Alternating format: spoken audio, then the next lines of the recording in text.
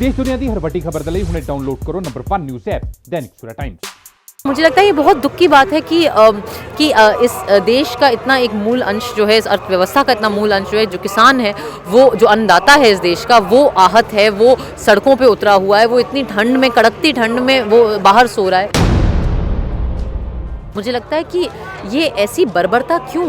क्या आप हमारी चुनी गई सरकार नहीं है? क्या आप अंग्रेज़ी सरकार हैं? ये अंग्रेज़ी हुकूमत है? क्या ये 1930 और 40 का दशक है जब भारत गुलाम था? चोरी चकारी से, ज़ोर ज़बरदस्ती से इस बिल को पारित कर देते हैं राज्यसभा में। कोई और पॉलिटिकल पार्टी आपके साथ नहीं है, आपके अपने जो अलाई हैं, अकाली दल जो हैं, वो छोड़ के चले गए हैं आपको।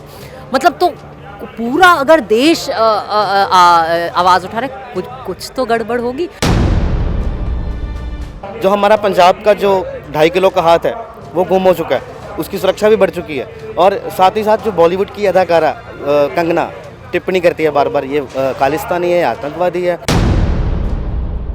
जिस किस्म के अपशब्द हमारी माताओं के लिए इस्तेमाल हुए, जिस किस्म के अपशब्द महेंद्र कौर जी के लिए इस्तेमाल हुए, जिस किस्म के अपशब्द शाहीन बाग की दादियों के लिए इस्तेमाल हुए, इन सब के लिए मैं माफ़ी मांगती हूँ। आप अपने आप को इतना बड़ा भारतीय संस्कारी समझते हैं, आपको बेसिक भारतीय संस्कार कि बुजुर्गों की इज्जत करनी चाहिए, ये आपसे नहीं हो पा रहा है। तो मैं बहुत शर्मिंदा हूँ कि मेरे इंडस्ट्री के किसी भी शख्स ने ऐसी कोई घटिया बात कही हो, और मैं वो तो नहीं मांगेंगे, मैं माफ़ी मांगना चाहती हूँ।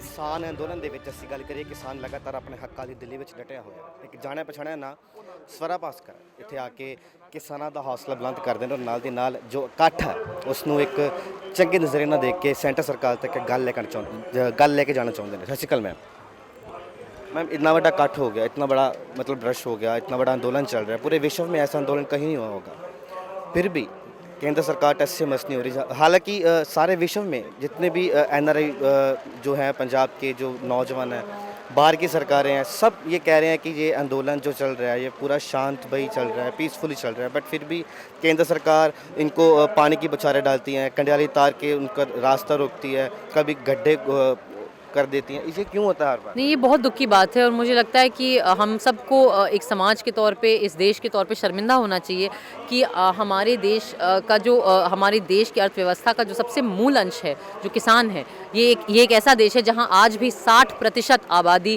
डायरेक्टली या इनडायरेक्टली किसानी से नाता रखती है, और हम सब का किसानी से नाता है, क्योंकि रोटी से हमारा नाता है, हम सब खाना खाते हैं। तो मुझे लगता है ये बहुत दुख की बात है कि इस देश का इतना एक मूल अंश जो है, इस अर्थव्यवस्था का इतना मूल अंश जो है, जो किसान है, वो जो अन्नदाता है इस देश का, वो आहत है, वो सड़कों पे उतरा हुआ है, वो इतनी ठंड में, कड़कती ठंड में वो बाहर सो रहा है। और इस पे जो रवैया रहा है, वो रहा है एक बहुत ही क्रूर, मैं कहूँगी, रवैया रहा है कि या तो आपने गड्ढे खोद दिए, बैरिकेड लगा दिया, आपने वाटर कैनन इतनी ठंड में चला दिए, यहाँ पे 27 लोगों की मौत हो गई है। मतलब ये बिल्कुल अवॉइडेबल चीज़ थी। वहाँ टिकरी बॉर्डर पे पानी बंद कर दिया गया है, वहाँ पे कोई मतलब न पानी का, सैनिटेशन का किसी किस्म का प्रावधान नहीं है। तो मुझे लगता है कि ये ऐसी बर्बरता क्यों? क्या आप हमारी चुनी गई सरकार नहीं है? क्या आप अंग्रेज़ी सरकार हैं? ये अंग्रेज़ी हुकूमत है? क्या ये 1930 और 40 का दशक है जब भारत गुलाम था? जब ऐसा नहीं है तो फिर ऐसा क्यों हो रहा है? मुझे लगता है यही सवाल यहाँ बहुत सारे लोग पूछ रहे हैं, किसान भी पूछ रहे हैं, और बाकी हमारे जैसे नागरिक भी यही सवाल पूछ रहे हैं कि अपने लोगों के साथ इतनी बर्बरता से बर्ताव क्यों किया जा रहा है। मैम, सारा यूथ यहाँ पे खड़ा हुआ है, बुजुर्ग लोग बैठ के ये पंडाल में जो बुलारे बोलते हैं उनको सुनते हैं, और लगातार यूथ सेवा कर रहा है, कोई सफाई करने की कोशिश कर रहा है, कोई लंगर पका रहा है, कोई प्यार से ढंग से सबको अपना अपना जो कर्तव्य है वो निभा रहे हैं। फिर भी इससे पहले यूथ को बोला गया ये भटक चुके हैं, ये कुराए बह चुके हैं, ये उड़ता पंजाब है। आपको लगता है कि ये उड़ता पंजाब है क्योंकि आप भी बॉलीवुड से हो? नहीं, ये बहुत ही मतलब मुझे लगता है कि ये जो सब बातें हैं, ये लोगों को पथ भटकाने वाली बातें होती हैं, और ये चलन हमने पिछले 6-7 साल में देखा है कि जब कोई भी समुदाय, कोई भी लोग अपना कोई भी संगठित होके नागरिक जब अपनी आवाज़ उठाते हैं तो कोई ना कोई उनके बारे में बात कर दी जाती है। जब छात्रों ने अपनी आवाज़ उठाई थी तो उनको टुकड़े टुकड़े गैंग बोल दिया था। जब कलाकारों ने अपनी और राइटर्स ने अपनी आवाज़ें उठाई लिंचिंग के खिलाफ, अपने अवार्ड्स वापस किए तो उनको एंटी नेशनल बोल दिया। जब CNRC के खिलाफ हुआ तो उनको इस्लामी जिहादी बोल दिया। अब किसान ने आवाज़ उठाई तो उसको खालिस्तानी बोल दिया। ये सब ये जो है ये घटिया बातें हैं, ये ओछी बातें हैं, ये पथ भटकाने वाली बातें हैं। मुझे लगता है कि मैं अपील करूंगी इस देश की बाकी जनता से कि आप ये जो मीडिया चैनल सरकार के भोंपू हैं उनकी बातें ना सुने। आप बहुत सारे मतलब और माध्यम हैं, इंडिपेंडेंट न्यूज़ मीडिया है, इंटरनेट है, सोशल मीडिया पे हैंडल्स हैं और आप आएँ। अगर आप दिल्ली के आसपास हैं तो आप प्लीज़ सिंघू बॉर्डर पे आएँ, आप टिकरी बॉर्डर पे आएँ।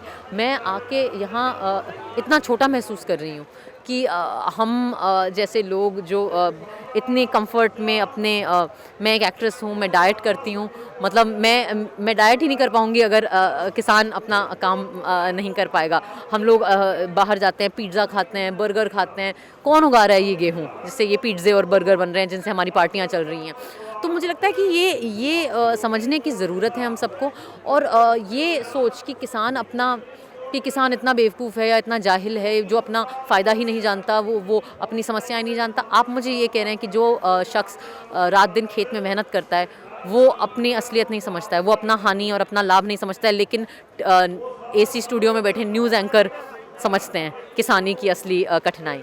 अपना दिमाग लगाने वाली बात है। इसी बात से मेरा सवाल कि वो लोग कहते हैं कि ये जो बैठे हैं किसान नहीं है, इनके पास बड़ी बड़ी गाड़ियाँ कैसे आ गई, इनको इंग्लिश कैसे आ गई, ट्विटर पे अकाउंट कैसे बन गए, हैशटैग कैसे यूज़ कर रहे हैं?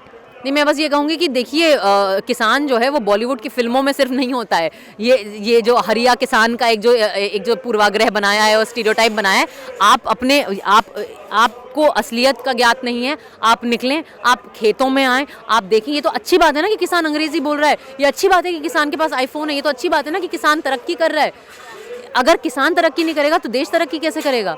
तो आपको तो खुश होना चाहिए कि किसान अंग्रेजी बोल रहा है और तरक्की कर रहा है। आपके मन में पूर्वाग्रह है कि किसान जाहिल, अनपढ़, गंवार है। आई एम सॉरी, हाँ जागे हैं। हेलो, गुड मॉर्निंग, बस यही बोलना चाहूँगी मैं। मेरा आखिरी सवाल मैम कि इतने लोग आप आके लगातार, कोई आर्मी मैन आते हैं, कोई पुलिस वाले आते हैं, कोई सिख जथेबंदी आते हैं, अपना जो गुबार निकालते हैं, आपको लगता है कि ये लोग अनपढ़ हैं? आपको लगता है कि ये लोग कानून समझ नहीं पा रहे? क्योंकि सारा वकील महकमा सब कुछ यहाँ पे खड़े हो चुके हैं, डॉक्टर्स की टीम यहाँ पे आके इलाज कर रही है, सब कोई यहाँ पे। ये बेकार की बात है ये सोचना कि किसान कानून नहीं समझ रहा है। किसान समझ रहा है कानून, इसलिए तो खड़ा हुआ है प्रोटेस्ट में। हम नहीं समझ रहे थे कानून, हम वो बड़े बड़े अच्छे सुंदर सुंदर नाम जो कानून को दिए गए हैं उसमें हम भटक रहे थे। इस कानून की सब में जो डिटेल में जो चीज़ें हैं उन्हीं में तो दिक्कत है। किसान तो कभी नहीं कह रहा कि जो कृषि क्राइसिस जो है उसमें चेंज नहीं आना चाहिए, बदलाव नहीं आना चाहिए। ये तो किसानों की मांग है कि स्वामीनाथन कमीशन की रिपोर्ट लागू हो। वो तो सरकार लागू नहीं कर रही, कोई सरकार नहीं कर रही, किसी भी पार्टी की सरकार ने नहीं किया है। कांग्रेस ने नहीं किया, बीजेपी ने नहीं किया। तो किसान की तो मांग है कि एग्रीकल्चरल रिफॉर्म हो। वो तो ये मांग 2017 में राजस्थान में कर रहा था, महाराष्ट्र में कर रहा था 2017-18 में। एक मार्च लेके आए 2018 के अंत में इसी डिमांड पे कि एक सेशन करिए लोकसभा राज्यसभा का, एक स्पेशल सेशन हो एग्रीकल्चर पे डिस्कस करने के लिए। लेकिन आप ये सब छोड़ के किसानों की मांगों को परे रख के चोरी चकारी से, ज़ोर ज़बरदस्ती से इस बिल को पारित कर देते हैं राज्यसभा में। कोई और पॉलिटिकल पार्टी आपके साथ नहीं, आपके अपने जो एलाई हैं, अकाली दल जो हैं वो छोड़ के चले गए हैं आपको। मतलब तो पूरा अगर देश आवाज़ उठा रहा है, कुछ तो गड़बड़ होगी। मतलब ये कौन सा खुफिया फ़ायदा है जो किसानों को समझ नहीं आ रहा, किसानों के स्कॉलर्स को समझ नहीं आ रहा, किसी वकील को समझ नहीं आ रहा, लेकिन जो सत्ता पक्ष में बैठे हैं उन्हें समझ में आ रहा है। अच्छा, ये कौन सा फ़ायदा है? और गोदी मीडिया के एंकरों को समझ में आ रहा है, ये कैसा फ़ायदा होता है? बॉलीवुड की एक स्वरा भास्कर यहाँ पे आके सब कुछ सुन सकती है, सब कुछ बोल सकती है, समझा सकती है। जो हमारा पंजाब का जो 2.5 किलो का हाथ है वो गुम हो चुका है, उसकी सुरक्षा भी बढ़ चुकी है। और साथ ही साथ जो बॉलीवुड की अदाकारा कंगना, टिप्पणी करती है बार बार, ये खालिस्तानी है, आतंकवादी है, ये 100 रुपये लेके जो बुजुर्ग बीबी आई हैं वहाँ इसलिए आई हैं कि ये आंदोलन को एक भड़का सके। ऐसा क्यों हो रहा है मैम? देखिए मैं किसी एक शख्स के बारे में तो कुछ नहीं कहूँगी, लेकिन मैं ये ज़रूर कहूँगी कि जिस किस्म के अपशब्द हमारी माताओं के लिए इस्तेमाल हुए, जिस किस्म के अपशब्द महेंद्र कौर जी के लिए इस्तेमाल हुए, जिस किस्म के अपशब्द शाहीन बाग की दादियों के लिए इस्तेमाल हुए, इन सब के लिए मैं माफ़ी मांगती हूँ। हमें मतलब आप अपने आप को इतना बड़ा भारतीय संस्कारी समझते हैं, आपको बेसिक भारतीय संस्कार की बुजुर्गों की इज्जत करनी चाहिए, ये आपसे नहीं हो पा रहा है। तो मैं बहुत शर्मिंदा हूँ कि मेरे इंडस्ट्री के किसी भी शख्स ने ऐसी कोई घटिया बात कही हो, और मैं वो तो नहीं मांगेंगे, मैं माफ़ी मांगना चाहती हूँ महेंद्र कौर जी से, शाहीन बाग की दादियों से, बिल्किस बानो जी से और तमाम उन महिलाओं से जिनके बारे में अपशब्द इस्तेमाल हुए हों। हम तहे दिल से शर्मिंदा हैं, हम माफ़ी चाहते हैं, और मेरी अपील है लोगों से कि आप विचार के मतभेद हो सकते हैं, लेकिन इस किस्म की बदतमीज़ी ये घटिया चीज़ है, ये ओछी चीज़ है, इसे ना किया जाए। जाते जाते मैं मेरा ये आखिरी सवाल कि जाते जाते अपने जो दर्शक देख रहे हैं उनको एक सुनेहा, क्योंकि जो आना चाहते हैं नेशनल मीडिया की वजह से उनका ध्यान भटक चुका है कि नहीं आंदोलन नहीं है, कुछ और हो रहा है। नहीं, मैं बस ये कहूँगी कि अगर आप दिल्ली के इर्द गिर्द हैं तो आप प्लीज़ सिंघू बॉर्डर पे जो प्रोटेस्ट चल रहा है, टिकरी बॉर्डर पे जो प्रोटेस्ट चल रहा है, आप खुद आके देखें, अपनी आंखों से देखें, इनकी बातें सुने, और आप खुद अपना दिमाग इस्तेमाल करके डिसाइड करें कि क्या किसान भटका हुआ है, पथ भटका हुआ है उसका, क्या किसान सही में जाहिल है, क्या किसान समझ नहीं पा रहा है, या आपको ऐसा जताया जा रहा है कि ये हो रहा है। तो अपने दिमाग का इस्तेमाल करें, ये मेरी अपील है। शुक्रिया, थैंक यू सो मच। स्वरा पास्कर जिसने एक बेबाक तरीके ਦੇ ਨਾਲ सेंटर सरकार ਨੂੰ चोट ਕੀਤੀ है। कैमरामैन गुलशन ਦੇ ਨਾਲ मैं Harmeet Singh, Dainik Savera TV, Singhu border. All world open challenge 17 time gold medalist Miyan Rafiq Mohammad, पंडित, मौलवी,